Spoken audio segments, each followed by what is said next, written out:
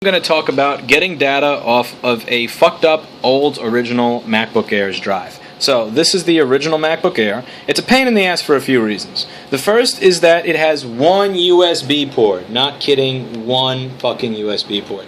So getting things off of it can be a pain in the ass if the drive that's in it is dead.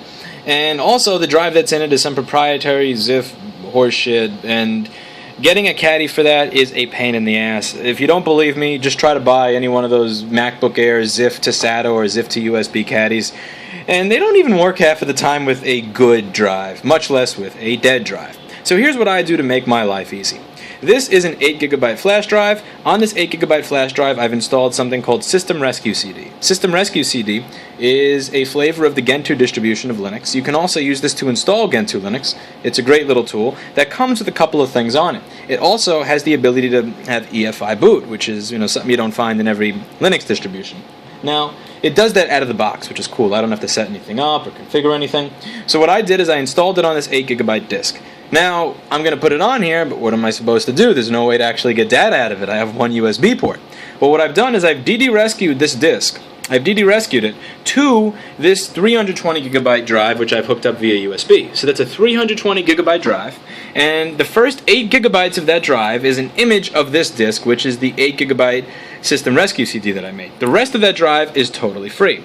So I'm going to boot up into it right now, and I'll show you what we do from here.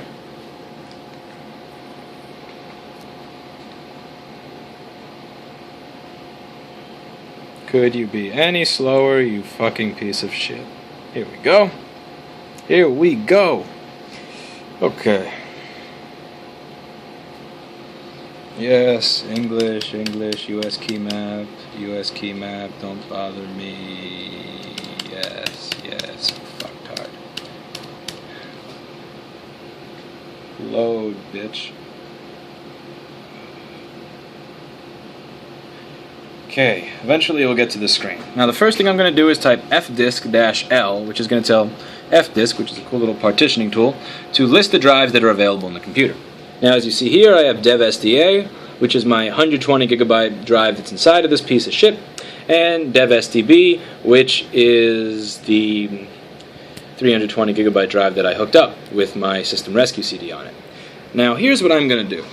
I only have one drive that I could plug into this computer, so I'm booting off of this. So what I'm going to do right now is tell it to make an exact perfect image of that drive to this drive, also with some repair options on there. I don't want it to be using the cache, so I put -D, I put -R 50,000 to try to fix the bad sectors 50,000 times, which is asinine, ridiculous overkill. Now here's the important part here.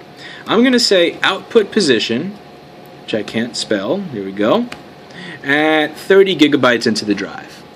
Now here's the idea here, is that I'm going to make a perfect image, an exact image that's repaired of the drive in this computer to this drive. Because this is a 120GB drive, I'm using the first 8GB, and this is the 320 that I'm copying it to. So starting 30GB in, I'm only going to use 150GB of this disk that are not currently in use. So DD rescue FD, here we go. So equals 3 and then 10 zeros. 1, 2, 3, 4, 5, 6, 7, 8, 9, 10. So it's going to start from the beginning of this disk, but it's going to start putting it at the 30GB mark on this disk. SDA. So I put devsda because that's the drive that I'm starting with, and then devstb that's the drive that I'm going to. And you have to have a log file so that it knows where to go back and fix things, or if I accidentally bump this and unplug the drive. So here we go. And as you can see, it's starting at the input position at the beginning of the fuck disk, but it's putting it starting at the 30GB position on the good disk. And you can see it's pretty fucked. I mean, it's copying at 200 kilobytes per second. That's obviously fucked. The cool thing about DD Rescue is, unlike most data recovery software, which just tries to get specific files, this works at the block level. It tries to get everything. It's not discriminant towards file types or any shit like that.